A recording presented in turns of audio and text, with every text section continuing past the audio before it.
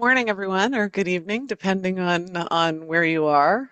My name's Sapor Berman, and I'm the chair and the founder of the Fossil Fuel Non-Proliferation Treaty. And we're delighted to have you join us today for, I think, a really important and exciting conversation about what's next and also what did happen at COP29.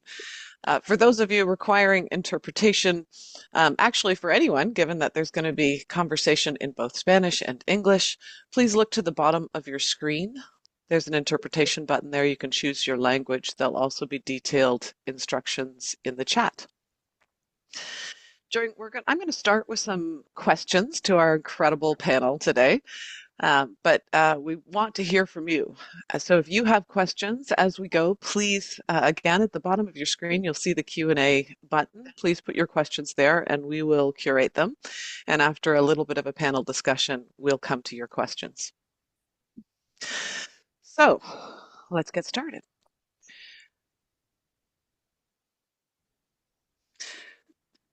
So momentum has been growing for the Fossil Fuel Treaty. We now have 14 nations who have endorsed and are moving now into diplomatic discussions regarding the legal and financial pathways to a treaty.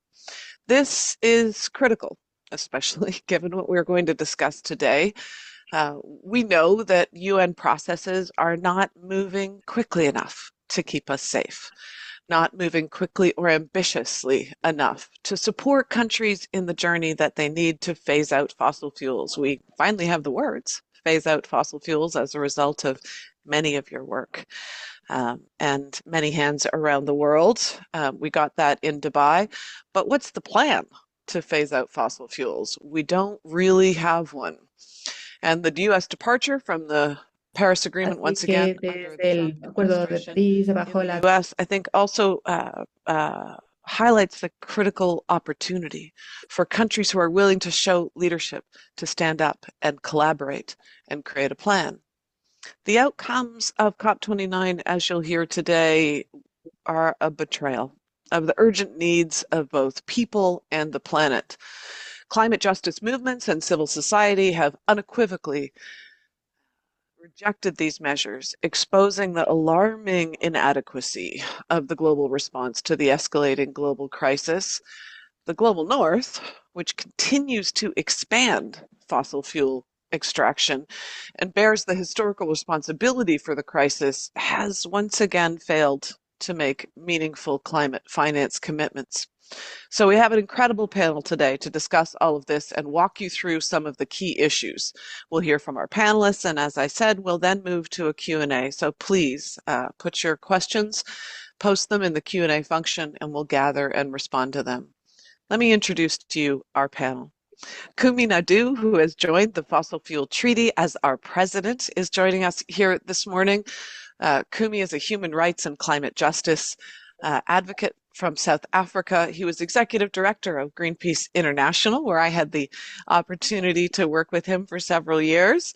He was also the Secretary General of Amnesty International.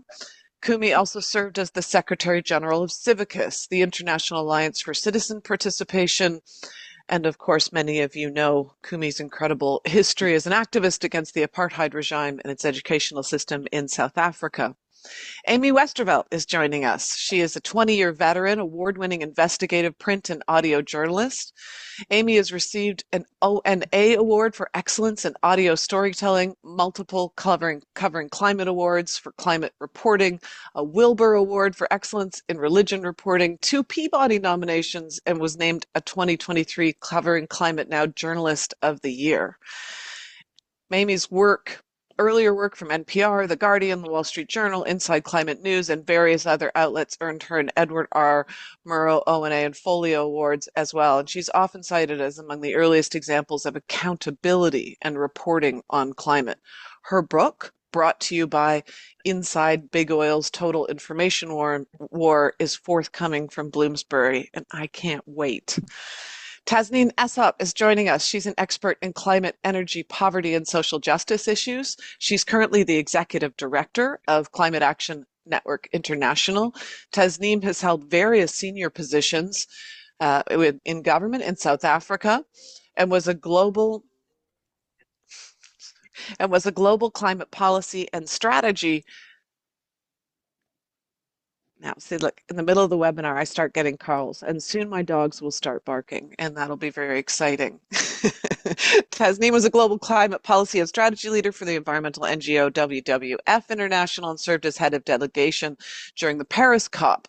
During this period, she also served as the board of Global Call for Climate Action and was an active participant in the network of CAN International. And finally, we have Andreas Gomez. Andreas is an energy and climate justice activist working at the Fossil Fuel Non-Proliferation Treaty. So excited to be learning from him.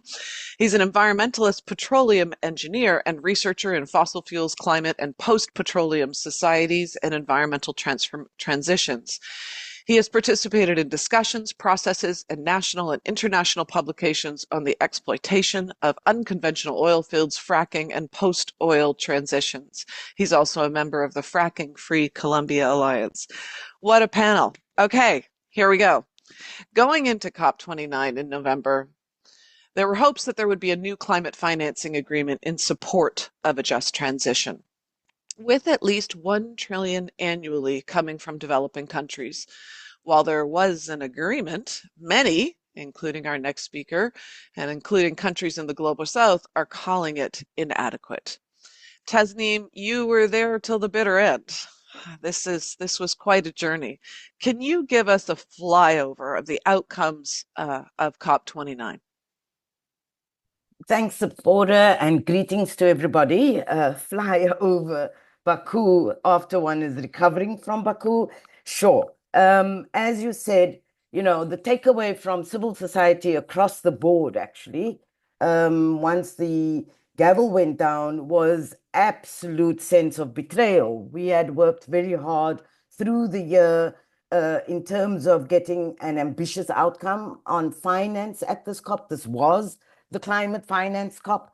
And certainly where we landed at the end was absolutely far from what we expected, but more importantly, what we need to get more ambitious action. Ambition related to climate action fundamentally depends on the provision of climate finance. And certainly coming out of a COP where developed countries who have the responsibility to deliver, the obligation, in fact, to deliver climate finance to developing countries, putting on the table an embarrassingly low amount of $300 billion per annum up to 2035, not even 5 years. It takes us through to 10 years that we will wait to have any comeback at increasing that amount. To put that on the table at the very last minute of the COP was certainly extremely problematic. And so certainly a betrayal in terms of climate finance. But not only was the climate finance outcome extremely disappointing, and I am being extremely diplomatic about it right now, but the impact that outcome had on all the other critical pieces of the negotiation in Baku was tremendous. So one, we had no outcome on the Just Transition Work Program, a critical program where in fact parties had reached a level of agreement. It was basically sent through to the COP next year, even though parties were largely in agreement. So because of this kind of deadlock, I suppose, on the finance issue, that issue, the critical importance of securing at least the foundations for a much more ambitious outcome in Baku on the Just Transition Work Program, sets us back now that it has been sent off to the next COP. Certainly, we are also very concerned about the fact that, the issue of loss and damage, and especially finance for loss and damage, has not been resolved. You see it in the text, but it's not in any way clearly and explicitly stating there has to be finance for loss and damage, and this is the kind of amount that we are actually looking for. So certainly in terms of the impact that the weak outcome on finance had on all other elements, including coming back at the mitigation work program, as I said, the Just Transition Work Program, weak outcome on loss and damage finance, and certainly no real carry through on the outcomes of the global stocktake last year, which of course includes the issue of transitioning away from fossil fuels. And it's not found its space in any of the outcomes of Baku. So overall, Zipporah, a very bleak outcome from Baku. The climate finance one is not also, let me just finally say, a problem in terms of the quantity of finance that was put on the table by developed countries. But in that process, what developed countries have also done is, in fact, they've started unraveling the architecture of the Paris Agreement and, in fact, the convention, where, responsibilities for providing climate finance, which is essentially in terms of the Paris Agreement and the convention, a responsibility of developed countries, especially taking account historic responsibility. Now it has been shifted towards, the World Bank, the private sector. And if you think about the World Bank, this is where it gets interesting. Well, not only the World Bank, but multilateral development banks is now, the main provider, according to the outcome, for climate finance in the future. And so with MDBs, we know that developing countries are actually shareholders in many of the multilateral development banks, which means that developing countries start owning the responsibility for providing climate finance. So in that way, you start already unraveling the very important architecture that really drives what is common but differentiated responsibility in terms of that principle. So I'll leave it there. Sapora, very challenging outcome. We are furious as civil society, but we live to fight another day, and we'll come back at it again next year. Thank you, Tasneem. What an incredible overview, and what a disappointing outcome. I'm going to come back to you. We're going to talk about what this means looking forward, the road to Belém and COP30, and also bring Andreas into that conversation, who works in Latin America. And I want to thank you, and also Harjeet, who couldn't be with us this morning, who I saw the two of you tag teaming in the media around the world as COP was unfolding. And one of the things I really loved that you kept emphasizing is how this is not about charity. This is about a debt that developing countries owe. And I think that's a critical framing as we move forward. We can't move forward in building the world that we want as long as there isn't the finance in place, especially given the escalating costs of millions and millions of dollars now an hour, which the WEF report, the World Economic Forum report recently has said is millions of dollars in already impacts of extreme weather. But I know, Kumi, that you have to leave us very shortly. So I'm going to just flip the script a bit and turn over to you now, because I wanted to get your voice in here. Because while COP was on, you and a number of world leaders were in Rio for the G20 summit at the same time. Can you tell us a little bit more about what happened there and what we need to see from G20 countries on fossil fuels? Thank you, Sapora. Can you hear me okay? We So, can. so we saw the same kind of denialism that we saw at COP, in the sense of there was no real language on fossil fuel phase outs. It was very vague. And we saw the same thing, by the way, also at the biodiversity COP, where in fact we failed to get the language of fossil fuels in. And the way I put it these days is, it's as absurd as Alcoholics Anonymous holding a 2-week global conference, and at the end of it, they don't mention alcohol in the outcome document. And when we look at the number of fossil fuel lobbyists at the COPs, which is the largest delegation in the end, that's like Alcoholics Anonymous having a global conference, and the largest delegation to the conference is the alcohol industry. So Um, I wanted to just say that the positive thing, though, is looking at the energies of civil society in the fringes and the new forces that are joining. I'm seeing at the G20 in Rio, we saw much higher levels of faith-based participation, much more engagement by subnational governments, and we also saw civil society bringing in more creativity. We have a lot of mobilization of the power of arts and culture to move the agenda forward and so on.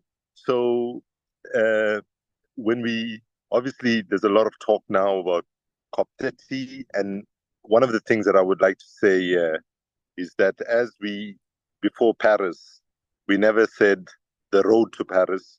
We always said the road through Paris, because we knew that we would never get everything that we wanted. And so even right now, when we think about Berlin, we need to be thinking about the road through Berlin, because we know we will not necessarily get anything close to everything that we need, but we have to focus more and more on how we are building a movement that is much more broad-based than we are. How can we communicate in less jargonistic ways than we do? How do we make certainly the treaty process a people-driven treaty process, and to bring in the largest numbers of people into our movement? I think that, we used to say during the anti-apartheid struggle sometimes that when the going gets tough, the tough get going. And I think we have to be saying to ourselves, this is a moment where we intensify our resistance, broaden the base, and so on. And I will just say that the next big event for next year, the G20, takes place in South Africa as well next year, which also offers us another possibility of mobilization. I'm going to stop there, Sephora, and apologize that I can't stay for the full conference, but I'll be listening in. No, I know. I'm going to ask you just to leave us, though. Before you leave us, can you give us some? Well, first of all, let people know that we have Kumi released an incredible report on the G20 and fossil fuels in Rio, and we'll put the link in the chat if you're interested in taking a look at it. Critical report. The business as usual plans of G20 countries would release 850 billion tons of carbon by 2050. But Kumi, before you leave us, can you give us your thoughts on, you've just joined the Fossil Fuel Treaty. You've had your first couple of months with us. It feels to me, unsurprisingly, that given the outcomes of the G20, given the outcomes of COP29, the need for a fossil fuel treaty as a companion to the Paris Agreement couldn't be more clear. Can you give us some of your thoughts and hopes for the treaty initiative in 2025? Thanks, Sephora. I think we got momentum on our side in a very funny sort of way. The fact that Baku was such a disaster, in a way, it kind of gives momentum to a lot of people are saying we need to look at additionality. And just to be clear, all of us sacrificed a lot to get and work really hard over the decades to get the best possible outcome from COP. And so we are committed to make sure that the COP, with all its warts and all, continues to be a complementary part of the work that we do. So right now, the fact that we have 14 countries on board, 14 countries who are now reaching out to other nations, together with our support to broaden the base, is one very optimistic development. The fact that we are seeing a lot of subnational governments, major cities, just in the last 2 weeks, for example, Freetown in Liberia and Dublin in Ireland have endorsed. We are seeing more civil society organizations getting involved in quite a significant way. And so I think right now, for 2025, our ambition is, once we get to 20 countries, and hopefully at least one country from Europe and one from Africa coming on board, and we hope that will be quite imminent, that in fact negotiations can actually start in 2025. Now, those of you who are older on this call might remember a movie from the 80s with Kevin Costner in it called Field of Dreams. I don't know whether anybody remembers Field of Dreams, or I'm just dating myself very badly here. But there's the catch line in it is, if you build it, they will come. And I'm pretty confident right now from conversations that we're having that things will move quite fast. I just want to say a few things, that there are two other countries which we will announce in the coming week who are going to be joining, including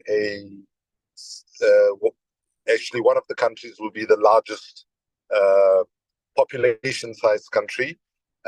Sorry to leave you hanging there without mentioning it. If you say any more, I'm going to have to mute you, Kumi, because yeah, we're still negotiating the language with those two countries, and just to give you a sense of how we thinking. Like, for example, I'm going to be hoping to go to Ghana in 2 weeks' time to meet with the former president of Maldives, who is the current head of the Climate Vulnerable Forum, which has 74 countries on board. And we're hoping if we can get a cluster of those countries to come on board, that the numbers increase considerably. And just a bit of gossip, at the early stages of the treaty work, when I wasn't involved, UNEP, for example, said we will be on board when you'll get 20 countries. As some of you know, the World Health Organization was one of the first endorsers of the treaty and the first UN agency. And so I want to end my contribution by saying, the moment of history that we find ourselves in, pessimism is a luxury we simply cannot afford. And the pessimism that justifiably emerges from our analysis, our lived experiences, and our observations can, must, and should be responded to by the optimism of our thought, our actions, our courage, our sense of creativity, and our sense of community. And as Tasneem said, we live to fight another day. And I think we should just challenge ourselves also about what it is that we are doing that we should absolutely intensify, and what it is perhaps that we are not doing, which is especially communicating in accessible ways so that ordinary people can move from being spectators to the crisis of climate change to becoming serious stakeholders and participants. Thank you, Sephora. Oh, thank you, Kumi, and it's been beautifully said. Kumi has so many ideas about how to engage more people around the world to make the treaty their own, so that more and more people are engaging in the campaign and the political work around the world. I feel like my job has changed significantly since Kumi arrived at the treaty. Now it's just to try and keep up. Okay, thank you, Kumi. I want to move now to Andreas. So, Andreas, Kumi talked about the 14 countries that have joined. These countries held diplomatic discussions in Baku to begin outlining the principles for negotiations in the treaty. Colombia is the first major fossil fuel producing country to call for a fossil fuel treaty, and has begun planning for a domestic phase out. Colombia is really a model of a country that came to COP29 with a clear plan of how much money is needed to fund the transition away from oil, gas, and coal.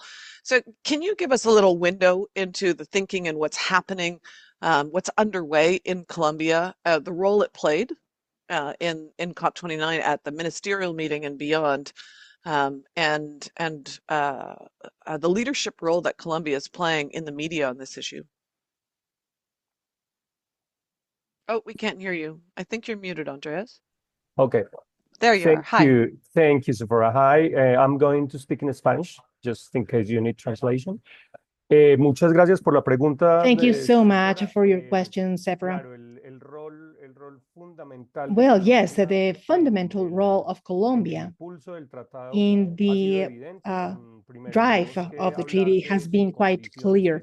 We have to talk about the specific condition as a country that has a long history, over 100 years of extraction of fossil fuels, and at the same time, a great dependence on a common good, the oil, coal and gas. 55% of exports and the income comes to Colombia through the exports of oil. So we have like a double condition that the government has faced in a coherent way with what other governments didn't do before.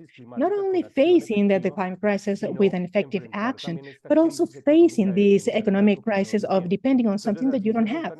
So that's where we bring together these two important factors to understand what's the way and what's the importance of this Colombian leadership in the treaty and in general in the fight for an effective climate action. So in COP29 clearly has been already mentioned several, and you saw this in COP29, this drive, this boost that comes from COP16, where we had great ambition, search of the language around fossil fuels. The same was kept in COP29. Unfortunately, it was not successful.